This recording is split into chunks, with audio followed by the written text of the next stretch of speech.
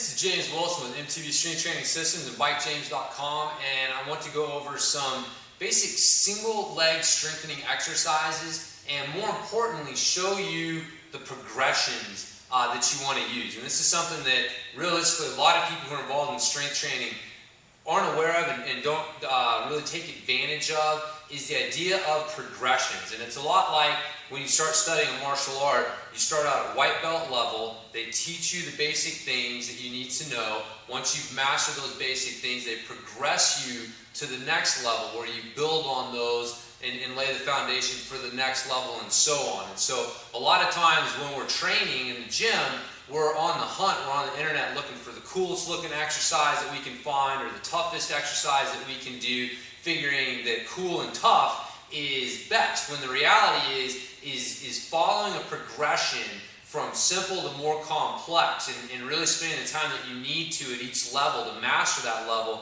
before you move to the next one is what's really going to give you the progress. So, really doing great with like a level 1 exercise, quote unquote, is going to give you better results on the trail than barely surviving a more complex exercise. So let me show you what some of the things I'm talking about. So what we're talking about here is developing single leg strength. And obviously on our bikes this is important because we only pedal one leg at a time. So making sure that our legs are strong, we've got good single leg strength. Driving with one leg, your body looks at that differently than driving with two legs, so we can't just use double leg exercises to develop good pedaling power on our bike. So single leg exercises are great for that.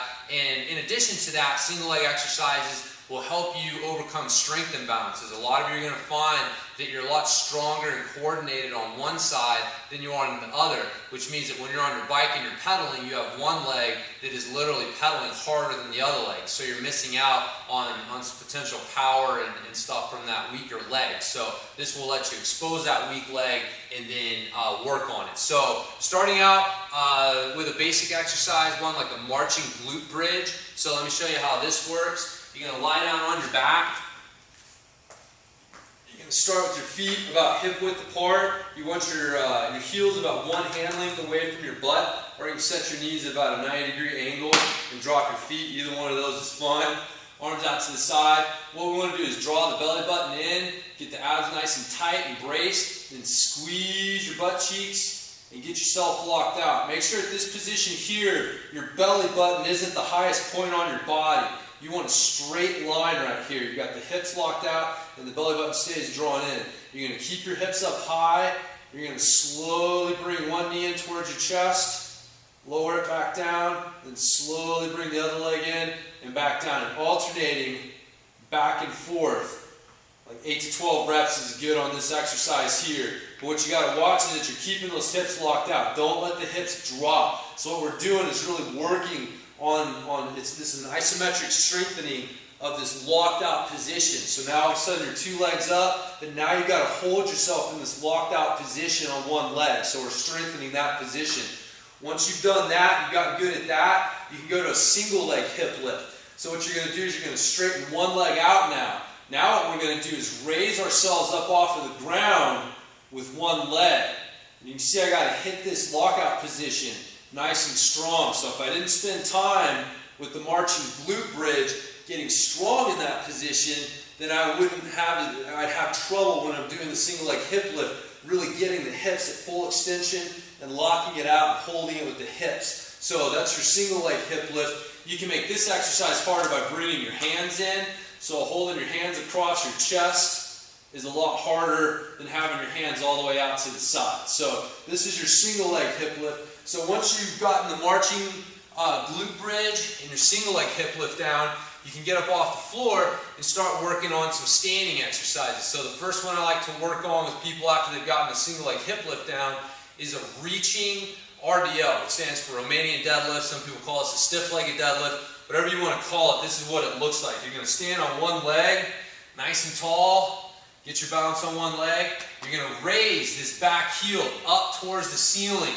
Raising that heel up is what lowers your chest to the ground. You're going to reach long and then bring yourself back up. So raising that heel up and reaching long and then back down. So remember, you have to drive this movement from the heel coming up, and that causes the chest to come forward, not from bending over and then trying to raise that other leg up. And the other thing that you want to watch is as soon as this leg stops coming up, you need to stop coming down, because odds are you're not bending at the hips anymore, you're starting to lean over. So drive the movement from raising that leg up and then driving the heel of this leg down into the ground, squeezing your glute to push your hips back forward. So that's a reaching RDL, just learning to do a body weight.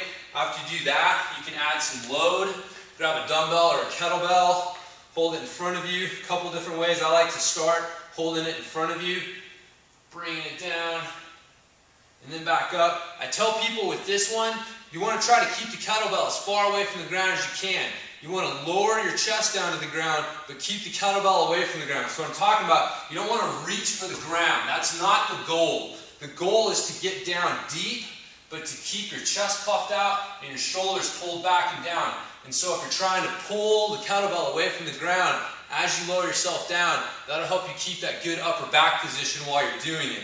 You can also hold opposite. So if I'm going to do my right leg, you can hold the weight in your left hand, and that'll just add a little bit extra core stabilization effect. So that's your weighted single leg RDL. And then eventually moving towards a single leg deadlift, where you're starting to bend the knee to bring yourself down, and then driving your leg into the ground to bring yourself back up. So it has to start like that, the RDL, by shifting the hips back, and you're driving the hips back while bending the knee. And that gets you down into this position, which is this position right here, single leg wise, is about as close as you can get to what we do on our mountain bike. So we're in that good attack position, got a good trunk angle, the hips are pushed back, we got a good strong trunk position, the shoulders are pulled back and down, and the spine is straight. So, but the thing is, if you go right to the single leg deadlift, you're going to have trouble doing it correctly. Take the time to follow these progressions that I just laid out. Marching glute bridge, single leg hip lift, reaching RDL, single leg RDL, then a weighted single leg RDL, and then finally working in towards your single leg deadlift. So following those progressions will make sure that you're building what you need in order to get the most out of that single leg deadlift as a mountain biker. Because again, just going through the motions is not what's going to make you better on the trail. There's specific movement patterns you're trying to practice, specific ways of securing and powering the movement that you're trying to practice. And so these progressions teach you those things and allow you to get more out of higher level exercises, which in turn is going to give you more return on the trail. So hopefully you guys have enjoyed this, giving you guys some food for thought on single leg exercises that you can start incorporating into your program, and how to progress into the more advanced stuff in case you have been doing some of these advanced exercises and find them to be difficult. Now you know how to regress back and start at the basics and build yourself back up, and you'll have an easier time once you get back to those exercises. So once again, it's been James Wilson with MTV Strength Training Systems. You can check me out on the web at bikejames.com.